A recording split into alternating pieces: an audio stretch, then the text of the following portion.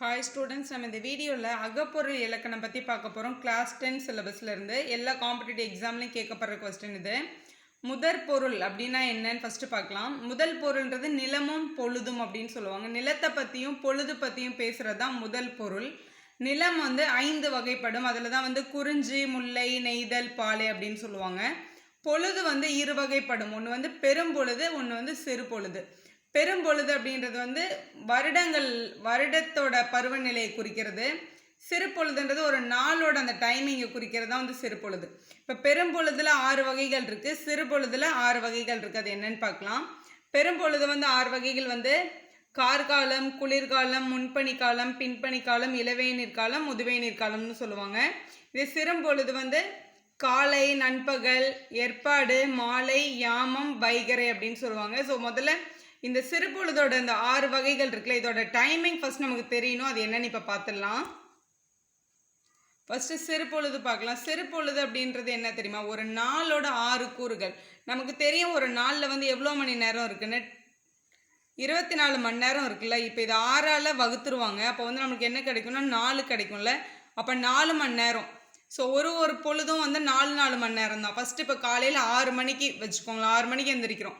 6 AM காலையில் இல்லை, 6 மணிலேருந்து 10 மணி வரைக்கும் 4 மணி நேரம் கேப் இருக்கா? இதுதான் காலைன்னு சொல்லுவாங்க. அப்புறம் 10 மணிலேருந்து அடுத்து வர 4 மணி நேரம், 10க்கு அப்புறம் 11, 12, 1, 2 இந்த 4 மணி நேரம் இருக்குல்ல, அந்த 12 மணியெல்லாம் இதுக்குள்ளே தான் வரும். இதுதான் நண்பகல் கரெக்டாக. அப்புறம் 2 மணிலேருந்து 6 மணி வரைக்கும் சாயங்காலம் 6 மணி வரைக்கும் ஏற்பாடு அப்படின்னு சொல்லுவாங்க. அதே மாதிரி ஈவினிங் 6 மணிலேருந்து 10 மணி வரைக்கும் மாலை. அப்படியே 10 மணிலேருந்து நைட்டு அந்த 2 மணி வரும்ல, அதுதான் யாமம். நைட்டு அந்த 2 மணிலேருந்து காலையில் 6 மணி வரைக்கும் வைகரை அப்படின்னு சொல்லுவாங்க. ஸோ 4 மணி நேரம் கேப்பில் 6 மணிலேருந்து எழுதுனா கரெக்டாக இந்த பொழுதுகளை கரெக்டாக நம்ம எழுதிடலாம். பெரும்பொழுது ஏதாவது டைமிங் கொடுத்துட்டு இது என்ன பொழுதுன்னு கேட்பாங்க எக்ஸாமில். பெரும்பொழுது அப்படின்றது என்னென்னா, ஒரு ஆண்டின் 6 கூறுகள். இப்போ வருஷத்தில் நமக்கு எத்தனை மாதம் இருக்குன்னா 12 மாதங்கள் இருக்குது. இப்போ இந்த 12 மாதங்களை 6 பொழுதாக பிரிக்க போகிறோம். இப்போ 6ஆல் வகுத்தோம் அப்படின்னா நமக்கு என்ன கிடைக்கும்? 2 கிடைக்கும். அப்போ 2 மாதம் ஒரு பொழுது. இப்போது இதில் பெரும்பொழுதில் 6 காலங்கள் இருக்குல்ல, கார்காலம், குளிர்காலம், முன்பனிக்காலம் சொல்கிறாங்களே. 2 மாதத்தில் ஒரு காலம், ஒரு பருவம் இருக்கும். இப்போ ஃபார் எக்ஸாம்பிள் இதை தான் நம்ம இங்கிலீஷில் சம்மர், வின்டர், ஆட்டம் சீசன்னு சொல்கிறோம்ல, அதை தான் இங்கே பெரும்பொழுது அப்படின்னு சொல்லியிருக்காங்க. இப்போ ஃபஸ்ட்டு இப்போ குளிர் எப்போ குளிராக இருக்கும் அப்படின்னா அக்டோபர், நவம்பரில் நம்மளுக்கு குளிராக இருக்கும்ல, அதுதான் குளிர்காலம் அப்படின்னு நீங்கள் எழுதியிருக்கேன். ஃபஸ்ட்டு கார்காலம், ஆவணி புரட்டாசி தான் கார்காலம். ஆவணி புரட்டாசி ஆகஸ்ட், செப்டம்பர் நம்மளுக்கு இங்கிலீஷில். நெக்ஸ்ட்டு குளிர்காலம் ஐப்பசி, கார்த்திகை. அப்புறம் முன்பனி காலம் மார்கழி, தை தான். தை 15 தான் நமக்கு ஜனவரி 1 வரும். ஸோ இங்கே தான் டிசம்பர், ஜனவரி. ஸோ உங்களுக்கு ஞாபகம் வச்சுக்க கஷ்டமாக இருந்ததுன்னா இந்த மாதிரி இங்கிலீஷில் கூட நீங்கள் ஞாபகம் வச்சுக்கலாம். பின்பனி காலம்ன்றது மாசி, பங்குனி. இது லைனாக தான் இருக்குது பாருங்கள். ஆவணி, புரட்டாசி, ஐப்பசி, கார்த்திகை, மார்கழி, தை, மாசி, பங்குனி, சித்திரை, வைகாசி, ஆனி, ஆடி. லைனாக தான் இருக்குது. மந்த் எதுவுமே சேஞ்ச் ஆகலை. ஸோ இந்த ஒரு ஆர்டரை தெரிஞ்சு வச்சுக்கிட்டு அதுபடி நம்ம அப்படியே எழுதிட்டு போயிடலாம். நெக்ஸ்ட்டு பின்பனின்றது மாசி, பங்குனி. இளவேநீர்ன்றது சித்திரை, வைகாசி. முதுவேநீர்ன்றது ஆனி, ஆடி. ஸோ அதான் ஜூன், ஜூலை வரைக்கும் வரும். ஸோ இதுதான் நம்ம தெரிஞ்சுக்க வேண்டிய பெரும்பொழுதுகள். இப்போ ஐவகை நிலங்களை பற்றி கிளியராக பார்க்கலாம். இந்த ஐவகை நிலங்களை எல்லாருக்கும் வர டவுட் என்ன அப்படின்னா, எது வயலும் வயல் சார்ந்த இடம், எது மலை, எது காடு அப்படின்றதான் டவுட் வரும். இதை இப்படி ஞாபகம் வச்சுக்கோங்க.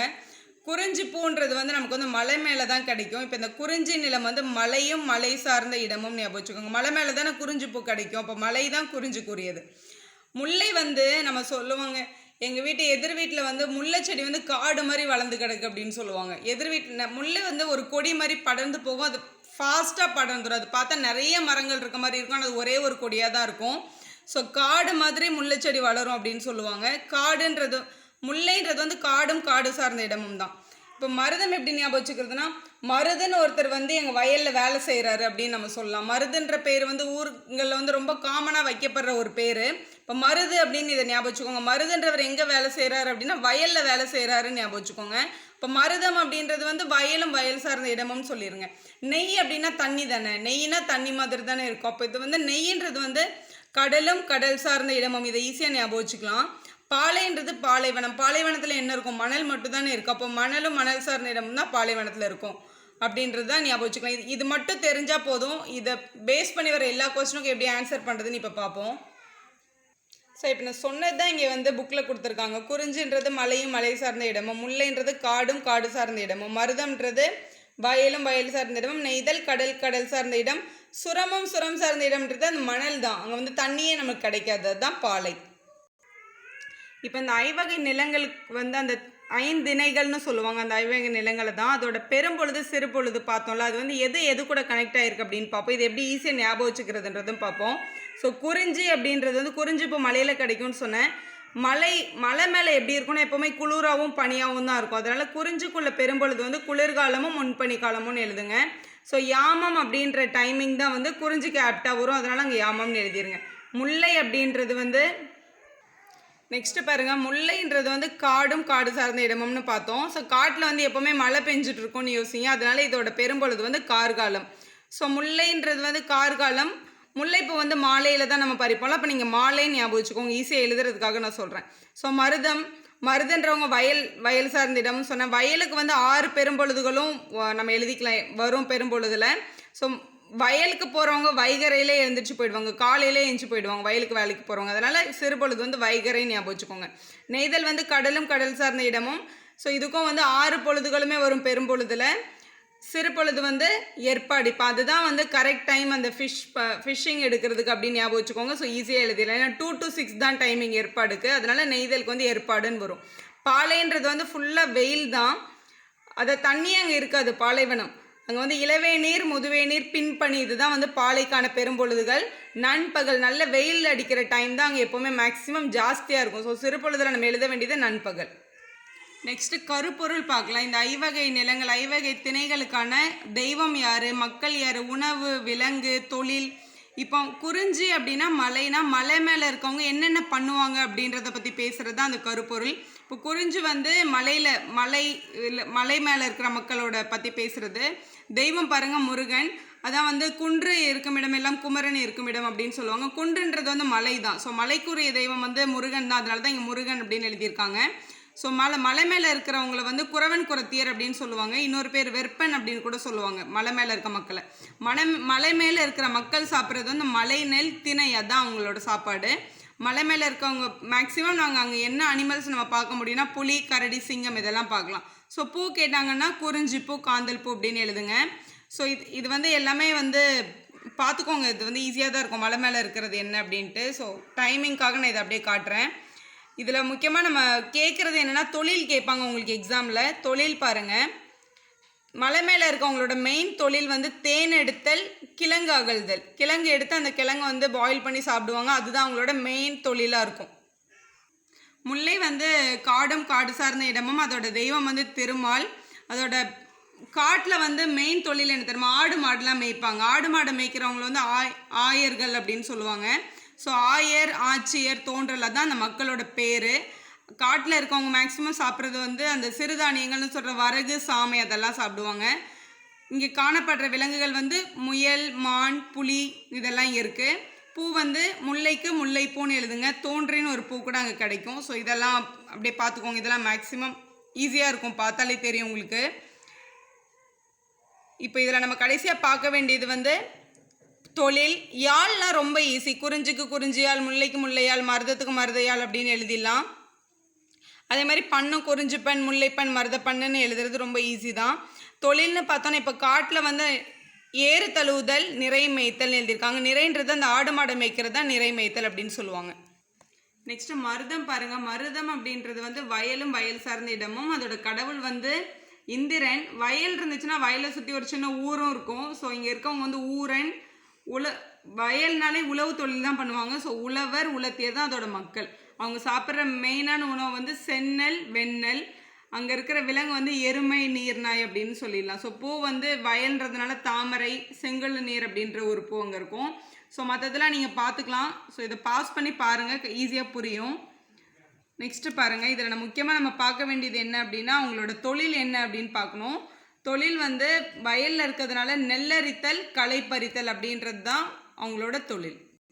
நெக்ஸ்ட்டு நெய்தல் பார்க்கலாம். நெய்தல் வந்து கடலும் கடல் சார்ந்த இடமும், தண்ணீரோட கடவுள் வந்து வருணன் தான். ஸோ வருணன் தான் நெய்தல் நிலத்திற்கான கடவுள். ஸோ பரதன், பரத்தியர், மீன்பிடி தொழில் செய்கிறவங்க எல்லாம் வந்து அந்த நெய்தல் நிலத்தில் தான் வருவாங்க.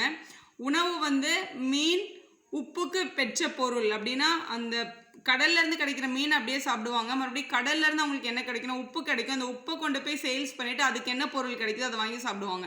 அதான் உப்புக்கு பெற்ற பொருள் அப்படின்னு எழுதியிருக்காங்க. விலங்கு வந்து கடல்ன்றதுனால முதலை, சுறா, தண்ணியில் இருக்க விலங்குகள் எழுதணும். பூவும் அதே மாதிரி தான். தாளை, நெய்தல்னு ஒரு பூ இருக்குது, நெய்தல் அப்படின்னு எழுதிருங்க.